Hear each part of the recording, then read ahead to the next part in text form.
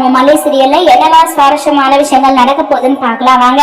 ராஜேஸ்வரி பாத்தீங்கன்னா ஒரே விஷயத்த பத்தி தான் இப்ப நினைச்சிட்டு இருக்காங்க. ஏன்னா அவங்களோட ஃப்ரெண்டு வேற இது வசீம் பண்ற கயிறு அப்படின்னு சொல்லிட்டாங்க. அதுல இருந்து ராஜேஸ்வரி பாத்தீங்கன்னா ரொம்பவே டென்ஷனோட இருக்காங்க. இருக்கிறது மட்டும் இல்லாம நம்ம மல்லி கையில இருக்கிற அந்த கயிறவே தான் பாத்துட்டு இருக்காங்க. அந்த கயிறை எப்படி அறுத்து எரியறது அப்படின்னு சொல்லிட்டு தான் அவங்க ரொம்பவே யோசனையா இருக்காங்க.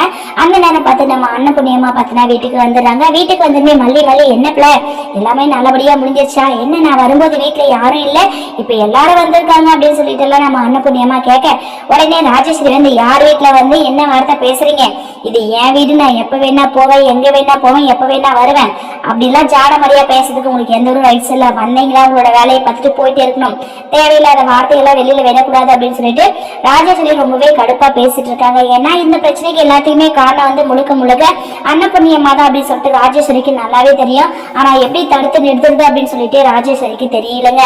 சோ இதுக்கப்புறம் அன்னபுண்ணி பார்த்தா சரி மல்லி வா நம்ம ரூமுக்கு போலாம் அப்படின்னு சொல்லிட்டு மல்லியை கூப்பிட்டுட்டு போயிடுறாங்க. அங்க போயிட்டு அன்னபுண்ணி பாத்தீங்கன்னா மல்லி கிட்ட என்ன மல்லி என்ன பிள்ளை அந்த கயிறை வந்து மாப்பிள்ளை கையில கட்டிட்டியா? அதுக்காக தான் நான் எதிர்பார்த்துட்டு இருக்கேன். அந்த கயிறு கட்டினா மட்டும் தான் நான் நினைச்ச மாதிரி எல்லாமே நடக்கும், உனக்கு ஃபங்க்ஷனையும் வந்து என்னால நல்லபடியா நடத்த முடியும் அப்படின்னு சொல்லிட்டு அன்னபுண்ணியமா பாத்தீங்கன்னா நம்ம மல்லி கிட்ட சொல்லிட்டு இருக்காங்க. இந்த ராஜேஸ்வரி பாத்தீங்கன்னா அறிவு கட்டுத்தனமா செஞ்சுட்டு இருக்காங்க. ஏன்னா அவங்க ரெண்டு பேரும் தனியார் ரூமுக்குள்ள பேசிட்டு இருக்காங்க. அதை போயிட்டு இந்த ராஜேஸ்வரி ஒட்டு கேட்டுட்டு இருக்காங்க. அது மட்டும் இல்லாம இது எல்லாமே உன்னோட வேலை தானா? ரஞ்சிதா சொன்னா நான் அவ பேச்சை கேட்காம நீ எதையும் செய்ய முடியாது அப்படின்னு சொல்லிட்டு நினைச்சேன். ஆனா இப்ப நீ எனக்கே சரியான பதிலடி கொடுத்துட்டுல, இந்த ராஜேஸ்வரி யாருன்னு சொல்லிட்டு கூடிய சில உனக்கு காமிக்கிற அப்படின்னு சொல்லிட்டு ராஜேஸ்வரி கோவமா போறாங்க. ராஜேஸ்வரி ஏதோ ஒரு பெரிய பிளான் வச்சிருக்காங்க அப்படின்னு சொல்லிட்டு நல்லாவே தெரியுதுங்க. அது மட்டும் இல்லாம இந்த ஒரு நைட்டு நம்ம இல்லாம போனோம். இந்த ஒரு நைட்ல இவங்க ரெண்டு பேரும் சேர்ந்து என்ன வேலை செஞ்சு வச்சிருக்காங்க. விஜய் நம்ம கிட்ட நின்று கூட ஒரு வார்த்தை பேச மாட்டேங்கிறா அப்படின்னு சொல்லிட்டு ராஜேஸ்வரி தெரிஞ்சுக்கிட்டாங்க. சோ இதை விஷயத்தை இப்படியே விடக்கூடாது அப்படின்னு சொல்லிட்டு ராஜேஸ்வரி ஒரு பக்கம் இருக்கிறாங்க. நம்ம மல்லி பார்த்துனா ஆமா பெரியமா ஃபர்ஸ்ட் இந்த கயிறை கட்டிக்க மாட்டேன் அப்படின்னு சொல்லிட்டு தான் சொன்னாரு.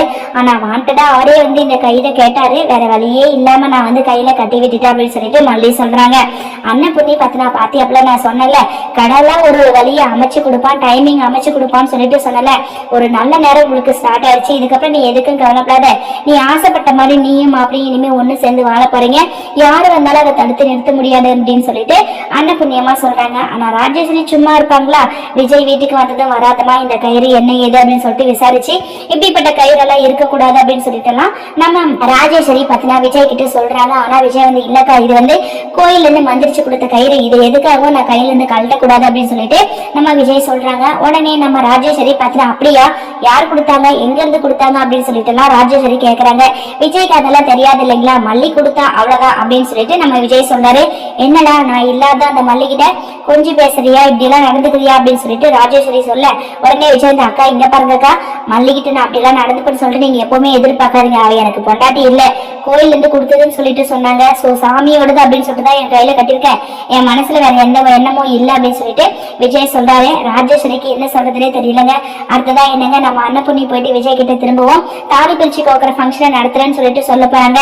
விஜய் வந்து அதுக்கு சம்மதம் அப்படின்னு சொல்லிட்டு தான் சொல்ல போறாங்க. சோ இதை வந்து ராஜேஸ்வரி என்ன தெரிஞ்சுக்க போறாங்க, இவங்க ரெண்டு பேரும் நம்ம தம்பியை வசப்படுத்திட்டாங்க, இதுக்கப்புறம் தம்பி நம்ம சொல்ற பேச்சை கேட்க மாட்டா அப்படின்னு சொல்லிட்டு ராஜேஸ்வரி நல்லாவே தெரிஞ்சுக்கிட்டாங்க. வெயிட் பண்ணி பார்க்கலாம் என்ன நடக்க போகுதுன்னு சொல்லிட்டு. இந்த வீடியோ பிடிச்சிருந்தா மறக்காம நம்ம சேனலை சப்ஸ்கிரைப் பண்ணுங்க. தேங்க்யூ.